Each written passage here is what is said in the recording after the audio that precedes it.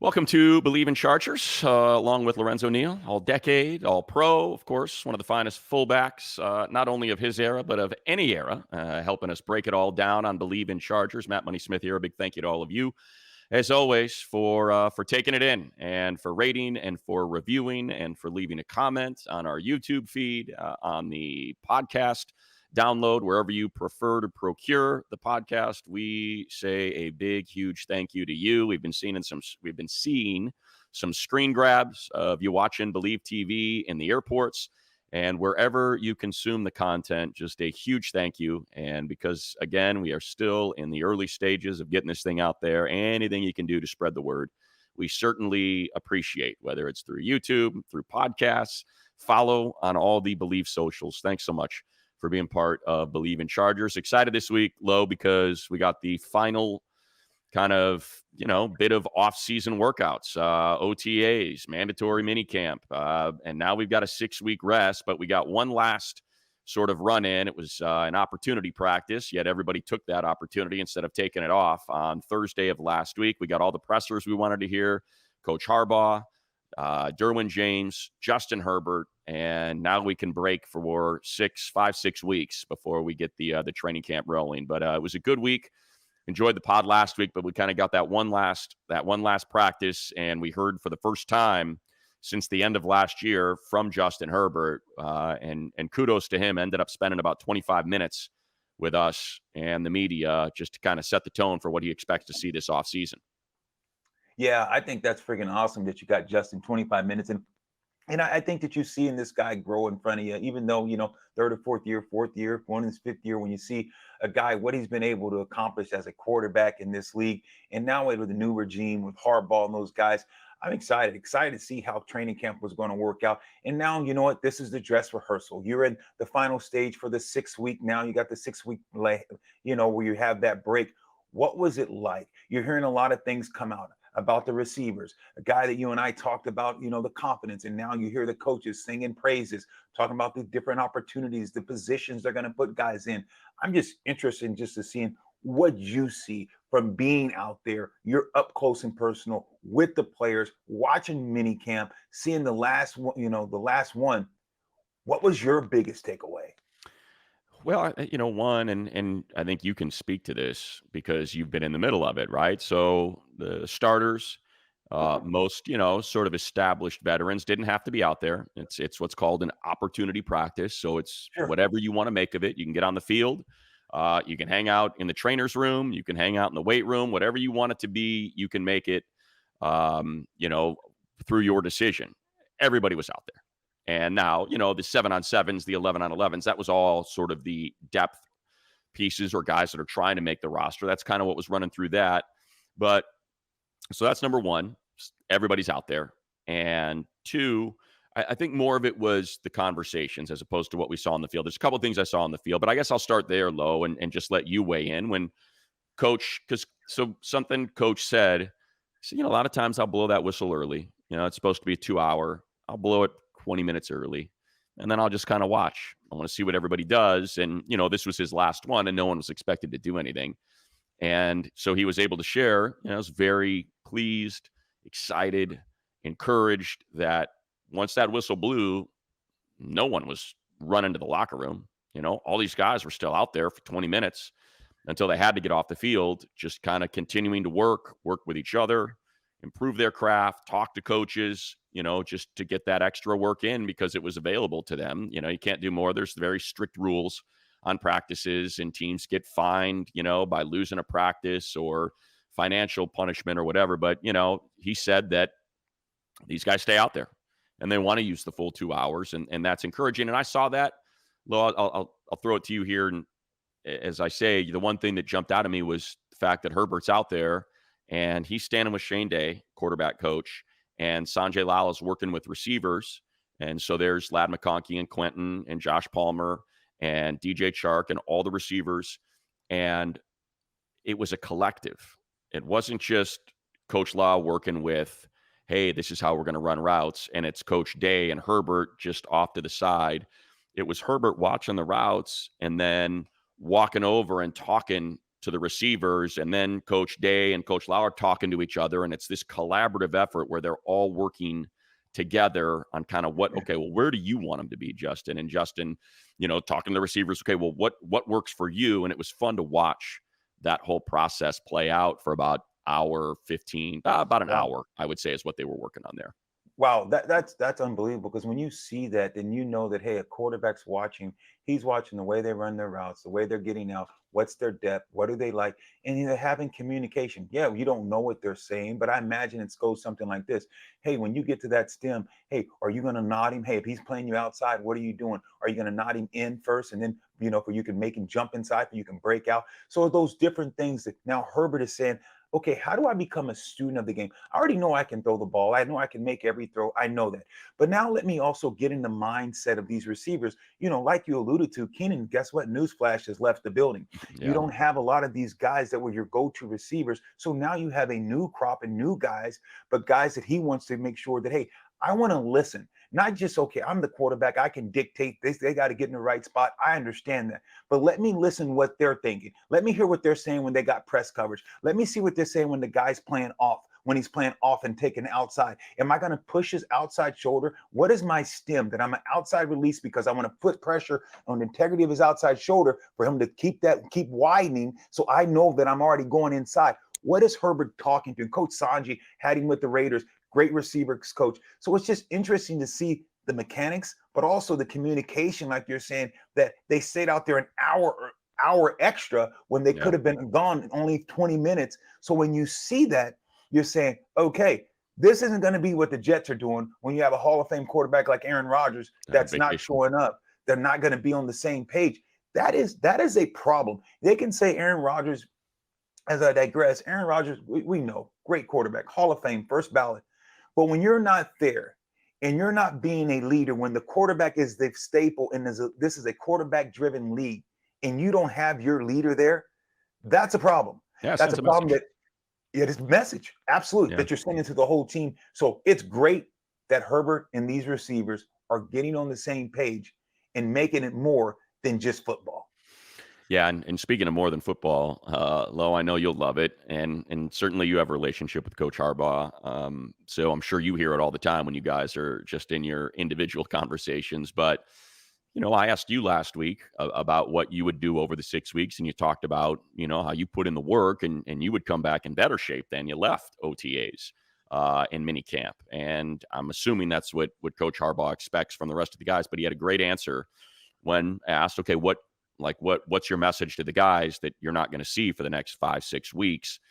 What do you want them to take a break? Do you want them to unplug? How does it all work? And he didn't use the acronym FAST. I will, just because it's probably easier to remember. But he said family, self, team. So you throw the A in there, and you got family and self, team, fast.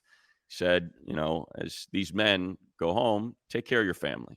Show the sacrifice that you place them and their needs ahead of your own. That's number one. Number two, take care of yourself. Make sure you're in shape, you're eating right, you're working out, you keep your body where it needs to be.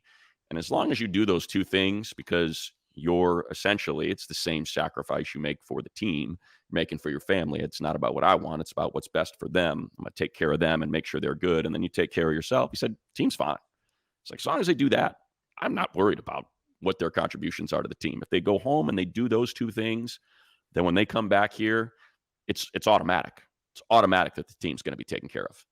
Oh, no question. I love that. I was listening to some of his presser too, and he said his is, he looks at his family. I've heard he said his faith is one of his strong Yeah. things that he believes in, and he said his family and his team. And like he's alluding to, opportunity is never lost. He understands that. It's just given to someone else. And these men, Right. if he's when he's talking about faith and family and taking care of self, if you do those things, because you know that you're taking care of self is what? Right now, you're a grown man playing a kid's game, getting a king's ransom. And if you're really taking care of yourself, you're taking care of that football. That football, I tell people all the time, for 16 years, if you put a football on the table, Darwin's law, a body of motion send a stay in motion, a body in rest send a stay at rest. If we put a football on your desk and my desk, we're at our homes, and we close the door, and every year we left it in that room, that ball would not move. It would stay right there. It would get dust. but it would either be flat, probably change shapes, but it would not move from that space if all the elements are the same. So you don't own your brand. How do you people do, but how do you protect that football? See, that football, it paid my rent, it bought me houses, it bought me cars, it helped me take care of my family. What did I do to take care of that football? And that's what Harbaugh's saying. If you're taking care of family and you're taking care of yourself, and that's not being, because taking care of yourself is saying I'm going to put others in front of me, my family, my job. That's because you know, by taking care of yourself and getting the best shape of your life, guess what? You're taking care of self because you're taking care of the family, the ones that you love.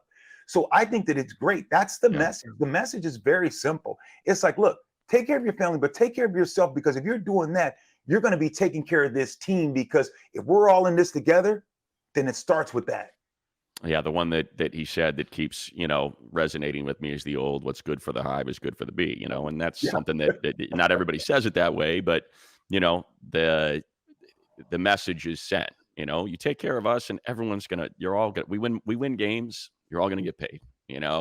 You Whether take it's care of here or the somewhere team, else. and yeah, maybe it's not a reception for 30 yards, but it's a killer block that opens the hole for J.K. to run through, and that's going to be shown in the film session, and you're going to be called a full service wide receiver, and that's going to help you make your. It all works out. I thought one of the great when we there's a lot of conversations about leadership because you're trying to figure out, Harbaugh obviously is a great leader. So, and we know, right? We know who the leaders of this team are. There's two that stand out above everybody else. It's Derwin and it's Justin. Derwin is one of the great leaders, and there's just a magnetic force around him. He's kind of the star that everything else orbits around. When you're at a Charger practice or in the facility, you can just feel it. There's an aura that kind of is emitted from wherever he might be. And that's something that coach said he learned in the first day and a half. He's like, it might have been after the midway through the second practice. He's like, and I know there's the Chargers have a mic'd up on their socials that you can go check out, but it's funny. He just keeps going over to Derwin. He's like rubbing his shoulders. Like, I just want to get some of that on me, man. Just give me some of whatever it is. And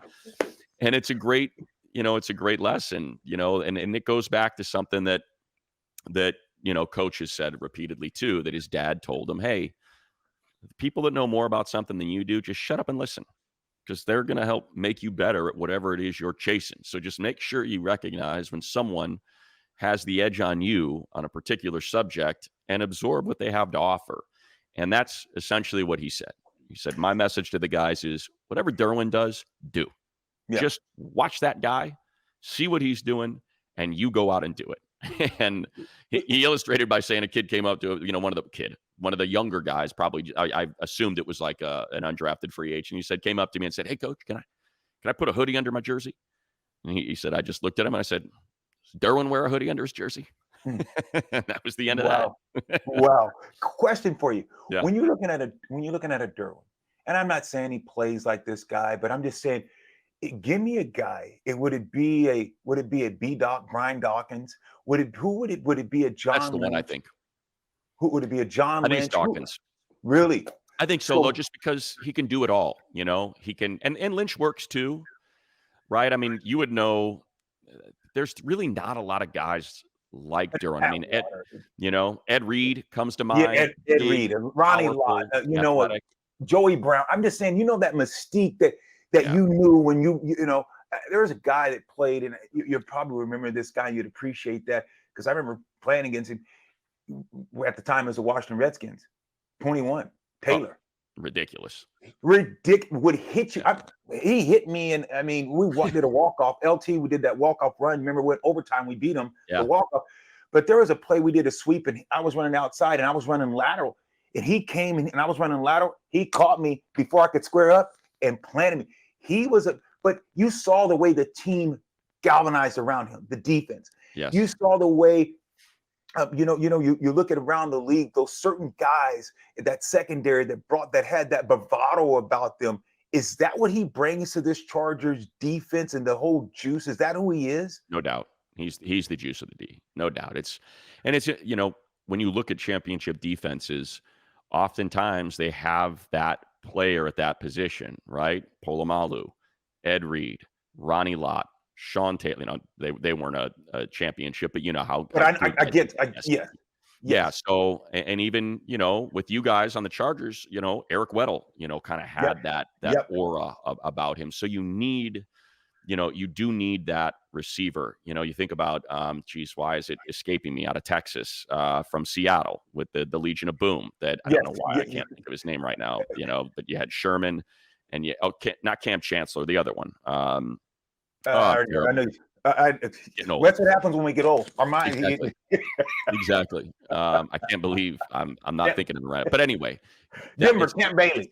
yeah, it's an important position. It is an incredibly important position, and I think, that's the thing about those guys, right? Is they can get themselves in the hip pocket of a slot receiver. They can get physical with a tight end that's 4 inches taller than them and 20 pounds heavier than them, and they don't get roughed up running up the seam. They can blitz off the edge and crush a quarterback and knock a running back on his ass. It's that particular player that can do all of that. That your head's on a swivel when you're running over the middle because you don't want to get your head taken off. Like, that's what Derwin is, and that's something that every coach that's had him has fallen into a bit of a trap outside of the first year when he was an All Pro. Ended up, helping the Chargers make the playoffs. Made a couple of huge plays in that wild card game against the Ravens. He was essentially just the box safety that year, and it's like, hey, dude, this is what you're doing. And then when you recognized how his level of athleticism, how well he processed, the ability to diagnose and attack, he starts getting moved around. And last year, his head was just spinning, man. One play he's in the box, the next play he's playing like a linebacker, next play he's in the slot. Now he's carrying a tight end, and then he's up high, and it's just like all in the same game. And I think it was too much, and Mm, and the year got away from him. And so this year, everybody was kind of excited because it sounded like that was going to change. They're like, we're going to figure out where it's best to play Derwin. We're going to play him there. But then Jesse Minter had his presser, and he's like, oh man, Derwin, you play him anywhere now. You play him up high, really? and you could play him and it's like, oh boy, now Here we here go we go again. again. And obviously Derwin's not going to say, hey, let's not do that. He's never going to sit back down from a challenge. But I was relieved that when asked, we kind of pushed him a little bit. We're like, what do you like? How's this going to work? And it feels like, instead of all of those things happening in the same game, it's more, hey, this is going to be your role this week. This week 1 against the Raiders, whatever that may be. We feel like their old line is so suspect. You're just going to be up on the line, man. You're going to get after that quarterback, and we're going to, or let's let Brock Bowers know what the NFL is all about. You just get over there on Brock Bowers and you shut him down, and you make sure he doesn't get any momentum to start the career, whatever that may be. And then the next week against Carolina, maybe he's playing in the slot or he's playing up high. Let's just keep that. Let's play you up high. So it seems like it's going to be, yes, we're going to move him around, but he's going to have an assignment based on the opponent, not moving you around. So you're backpedaling one play and then you're rushing the passer the next play, and it just gets all worked up. So I was happy to hear it sounds like, yes, they are going to move him around, but it's going to be game plan specific per the opponent. When you think about him, compare him to like a Donovan Darius. You Oh, remember yeah. that guy? You remember what that guy could do, and just Oh, could yeah. kind of. Is he more long, more like? Is that more of the body type? Would the Donovan Darius kind of 6'2", 6'1", Yeah. long range? He's big. He's a big, and I think it's also it's your body type, and it's also just your mentality, right? The way you approach the game. He's a hard hitter. He runs through contact. He got a lot of flags last year. Some flags that crushed the defense that you were about to get off the field, and now you're not. And he's like, I got to get better at that. So yeah, I think it's not just the size. It's like, yeah, this guy is big. He is fast. He's a missile. And he's not a missile at 180 pounds. He's a missile at 215 pounds. And, it's so I'm anxious to see. It'll be fun week in, week out. You think about week 4 against Kansas City, and it's like, hey, are we finally going to get back to just, hey, Derwin, that's it. Just there's Travis Kelce. That's all you're doing, and that's how it used to be. And when you would go through prior to last year, when you would go through, you would see those two would have battles, man, and Derwin would oftentimes get the better of them, and it's one of the reasons Wow. why the Chargers, they didn't win the games, but they were always in the games. Sure, So sure. I think we're going to see a lot more of that this year, where it's game specific. And when you look at him, you talk about Derwin being able to challenge. What was it like at camp? Like this year, OTAs and mini camp, it's not full pads. Of course, it's just shells. But what stands out is his athletic ability, because he's a hitter, like you said. What do you think? Why these coaches that, because it's different outside looking in, but now they're inside seeing him. What is it that you think to just say this guy jumps off the paper? Is it just I think it's the his way he looks. I think you said it low. It's like when you look at him, like, they don't make him like that. And then you combine that with he's just a guy that loves it, man. He loves, it's a thing that you hear around the draft all the time. Does he love football? Derwin loves football. Jim Harbaugh loves football. Like right? so it's obvious that those two guys are going to be kindred spirits. And you just go back to his time at Florida State, and then you hear about, the championship game in high school, the state championship, that it was a 4th and 1, and Derwin's playing D tackle, and he's playing nose, and he ends up splitting the gap and tackling the running back for a loss when they needed to pick up a 4th and 1. Like, Wow, that's just okay. That's the kind of guy he is, and so obviously any coaching staff's gonna love him. So wow. he also shouted out Tarheeb Still, who had a great practice on Wednesday. Had had one interception on Herbert, almost had a second. And I think that's the name to watch. Of all, we know Joe Alt, we know Junior Colston, we know Lad McConkey, those first three. But of those two corners in the 5th round, keep an eye on Tarheeb Still. And he's a fun watch out of Maryland. And all they moved him around a lot. But I think Ja Taylor right now is your starting slot, is your starting nickel. But I would not be surprised at all if he ends up pushing and making a real push for a claim on that gig, because he's Still how relevant, you watch guys low, you can see that they see it. right? You can see that he sees it. He's Wow. jumping routes. He's step for step with these guys. He's not biting on anything. Looks really good out there. He's an ankle biter, so I got to check out Steele. So he's an ankle biter.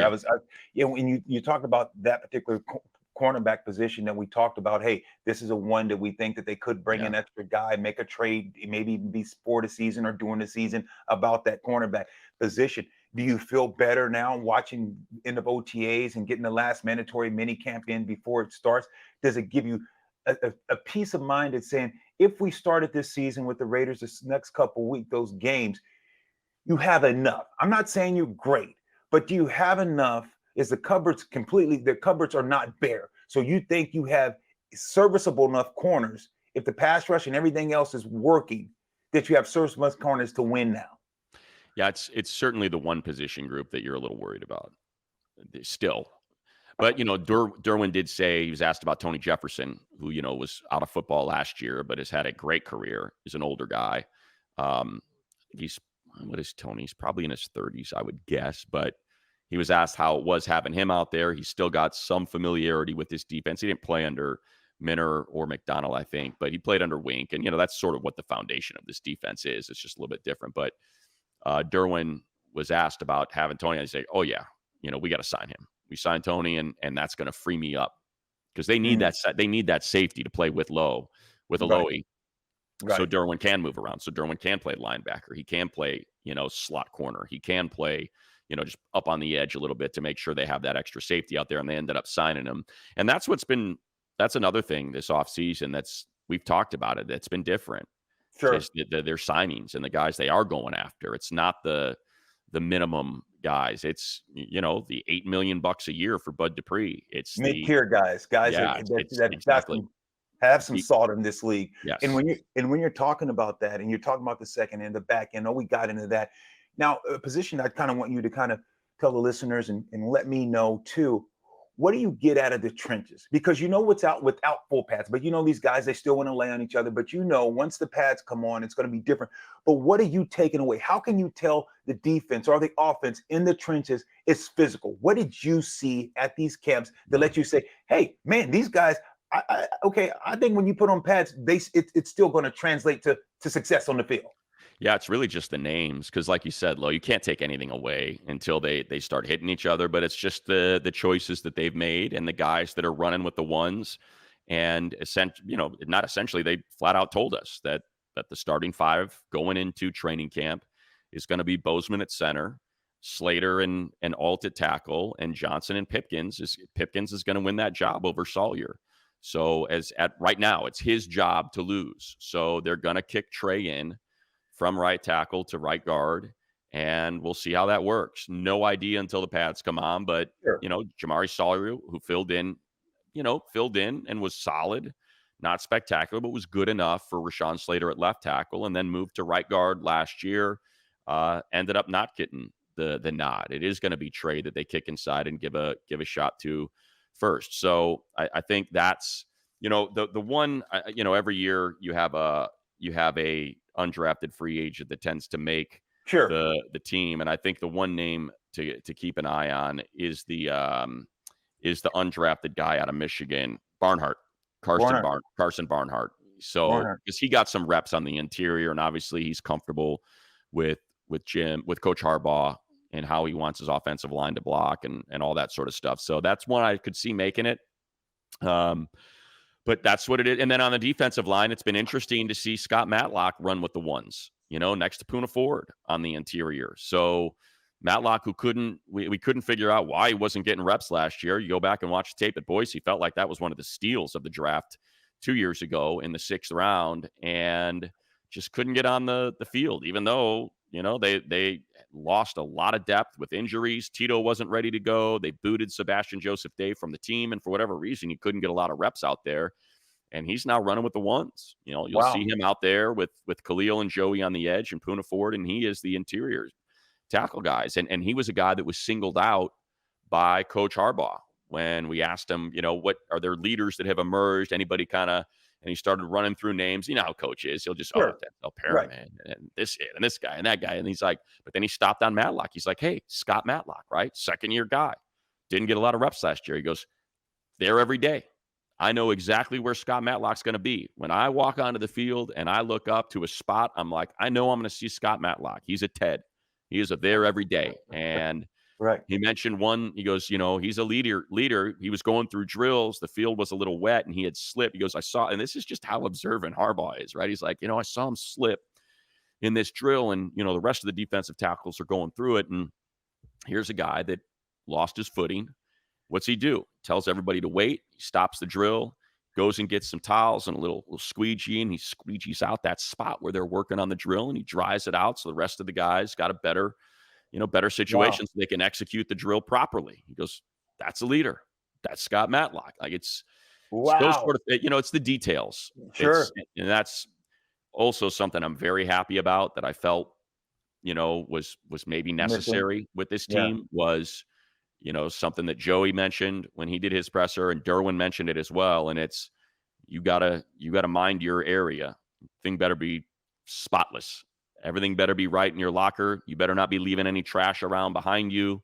He expects the training room. He expects the locker room. He expects the meal room to be spotless and to be clean, and for you to take care and Derwin said, and he's like, he was talking about wearing the uniforms. He's like, you know what? It's like, he goes, when I first put them on, I was like, really? We're wearing our game uniforms for OTAs? And he goes, and then you realize, oh no, I got to get used to how this feels because it feels different. No question, it feels So, different. No question. The game from practice jersey to game jersey, it is a total different. You got to stretch it out when you put on the game jersey. You wear it the night before. You're putting it friggin' on your shoulder pads just to kind of let it stretch out because they're a lot tighter because they want your range of motion. Don't want guys to grab you.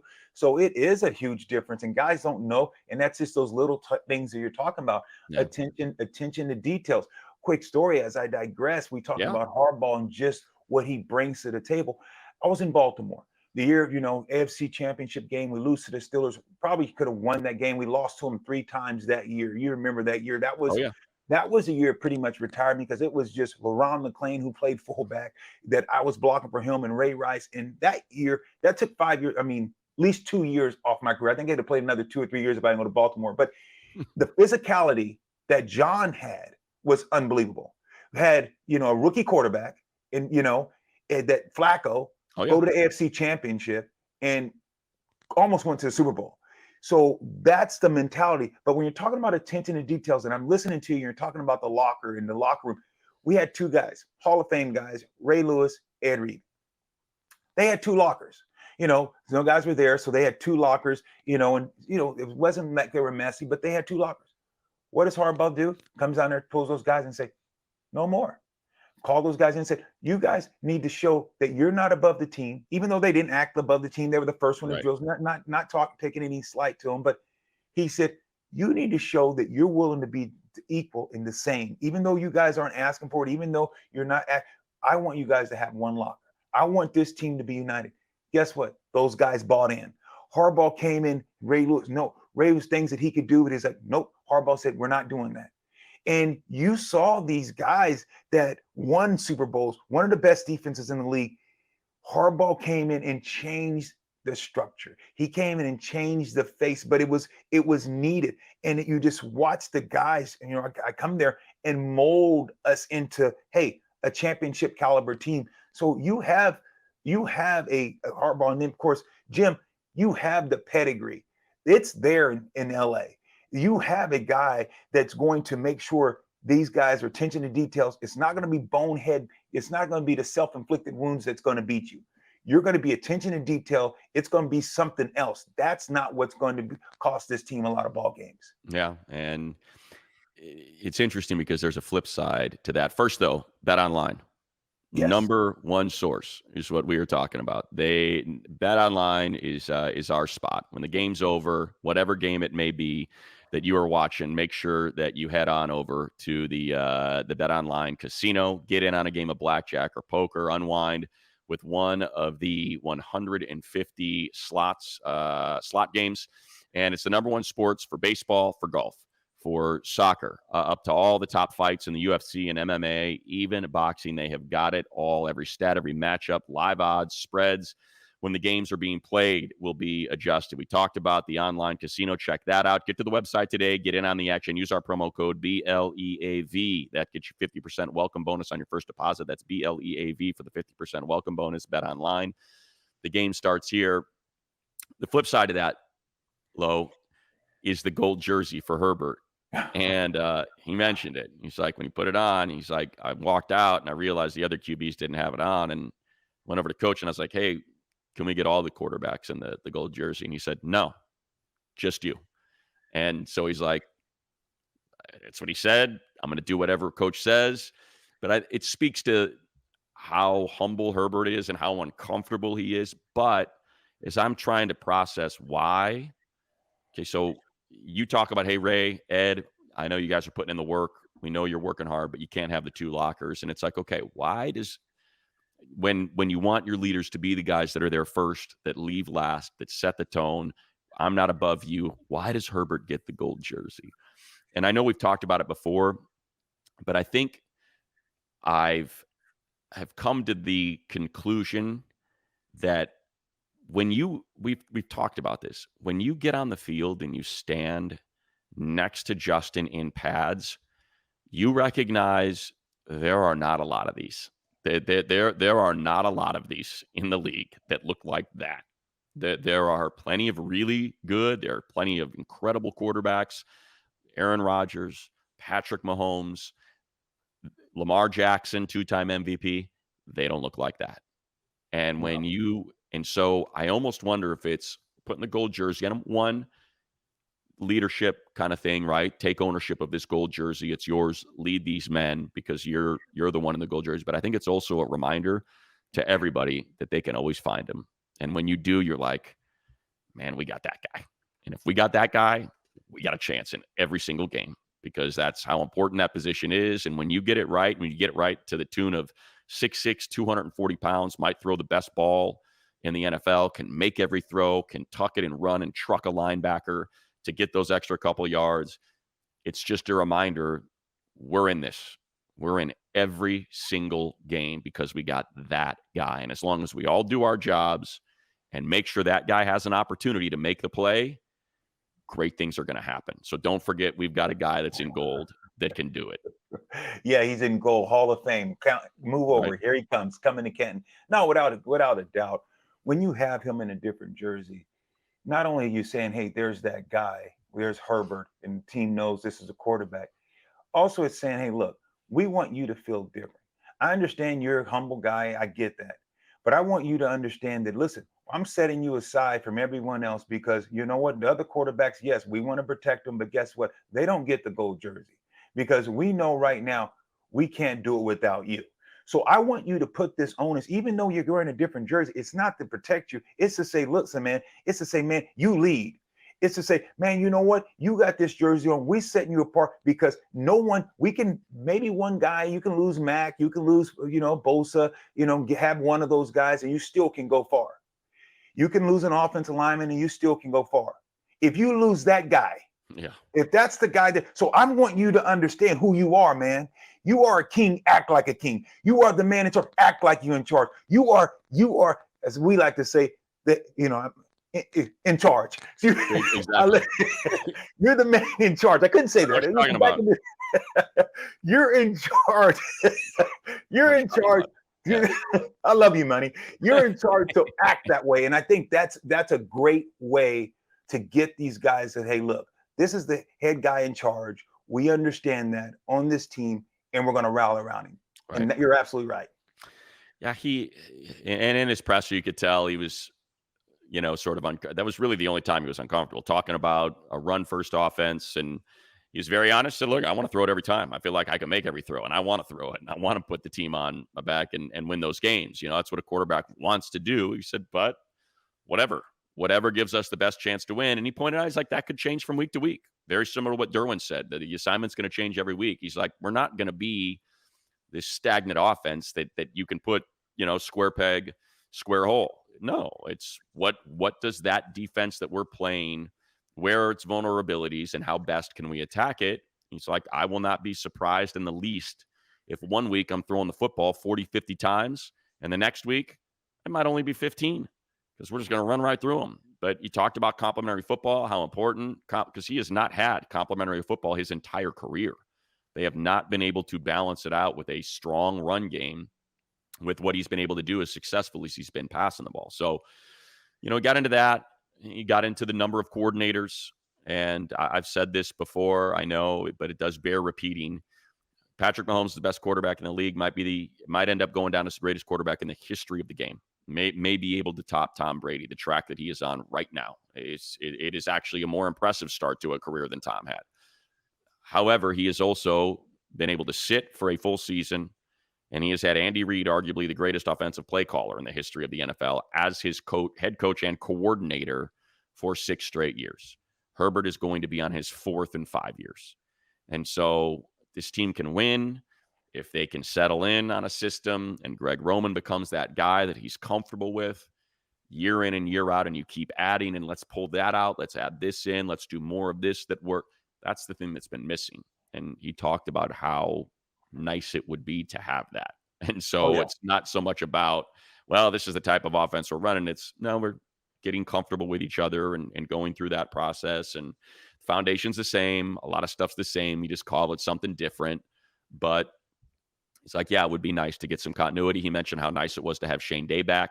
Right. Should have never been let go. Those two were thick as thieves. And for whatever reason, they booted him last year. And Herbert was not happy about that. So now he's very happy. And I think that was probably a Coach Harbaugh. And this goes to show you, head coach, hey, quarterback coach, real important. Is there anybody out there that you want me to go get before I go get my guy? Yes, I'd like you to go get Shane Day again. No problem.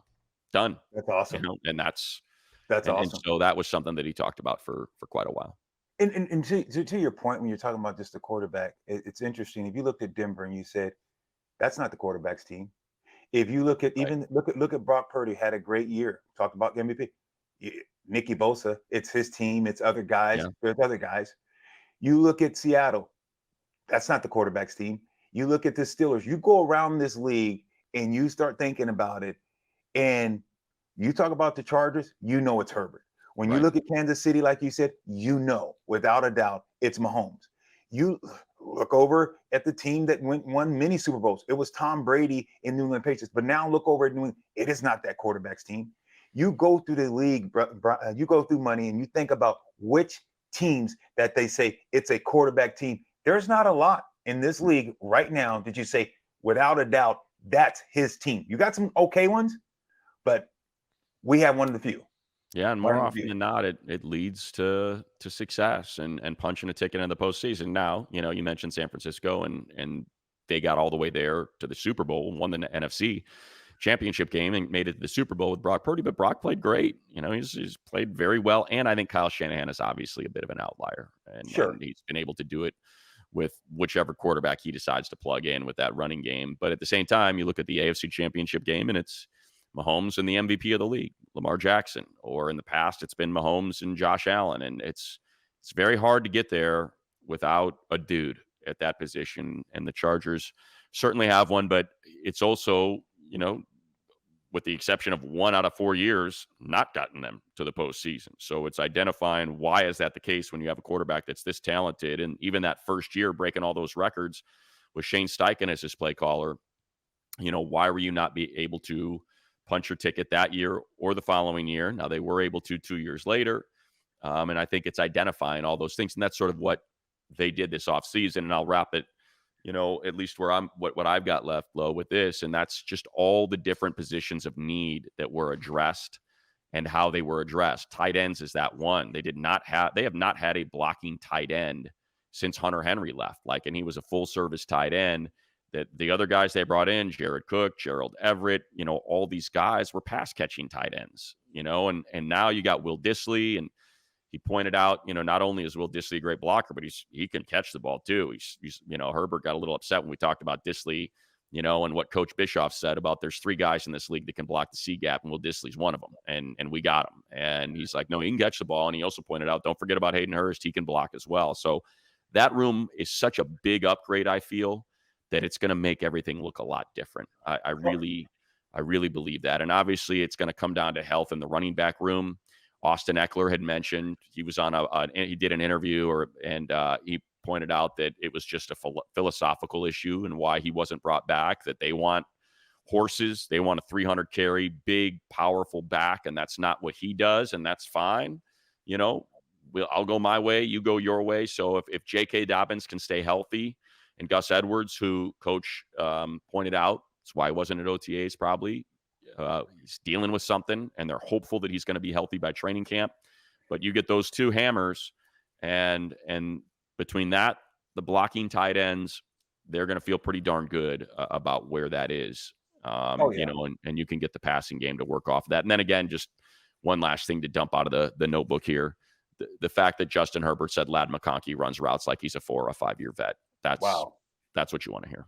Wow. When you hear that from your quarterback talking about McConkey as a Yeah. receiver and as a rookie already doing that, that's huge. But like you said, if you got, your HMC, the head man in charge, you have Harbaugh, but on the field, you got to have that field general. And we know who that is. That's Herbert. You got blocking tight ends that's going to go out and create a new line of scrimmage. You look at Kansas City when they had to run, tight end. You look at the 49ers. You look at what their blocking tight end can do. Yes, he's a great pass catcher, but he can block at the point of attack. So now you have a team that you look at Purdy. Why is his percentage so high? Because like you alluded to, they're able to run the ball and you throw in and when you have to throw the ball. So this is going to be a team like that, in my opinion, Yeah. but with the far better trigger man, the quarterback. So I like where the Chargers are going. I like what they're doing.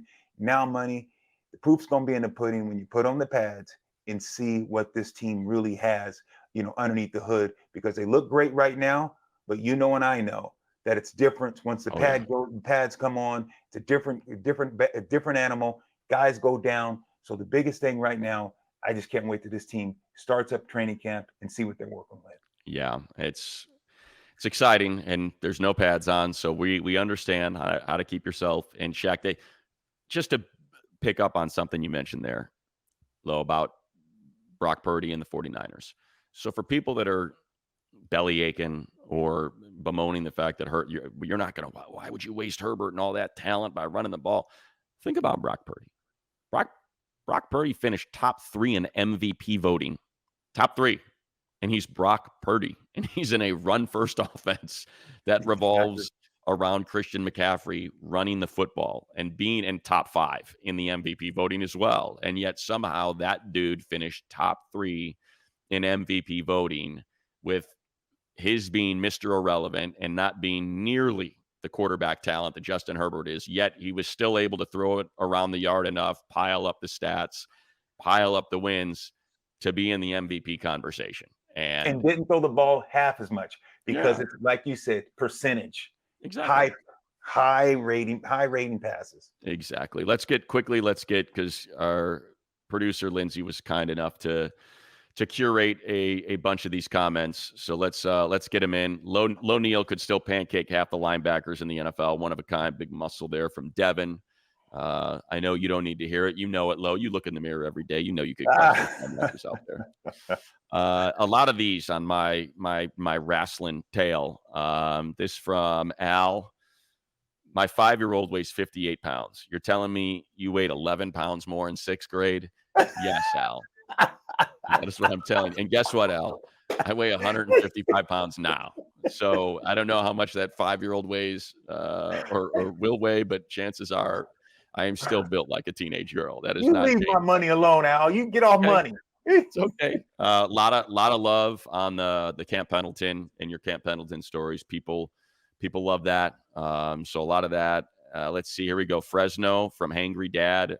Any Bolt fans here from Fresno? So we got a lot of the Fresno love, There we go. and um, people were stoked on your wrestling tale as well. So good stuff. People No like question. know a little bit about our past. Yours considerably more successful than mine, but No, you made it to the finals, even though you got stuck. You made it to the finals. So Big thanks. Al, my man, my main man, money made it to the finals. So Big Al, get off money. That's right. Hey, no, I like Big Al. He's right. I don't know. Your 5-year-old might be able to shoot. Snatch me up. It's possible. All right, Lo. We'll be back next week. All right, cheers. And nothing from Ed. Yes, Ed seems to have been placated by the pronunciation guide that we shared. Okay. So yes, I believe Ed has been Ed is thank you, Ed. Hopefully you continue to listen. So thanks everybody for watching or downloading and listening. However, you're consuming this, a huge thank you. We'll be back again next week. And again, feel free if you have time to rate, to review, to comment. All of that stuff helps tremendously. So for Lorenzo Neal, Matt Money Smith here saying thanks again for taking in another Believe in Chargers. We'll be back next week.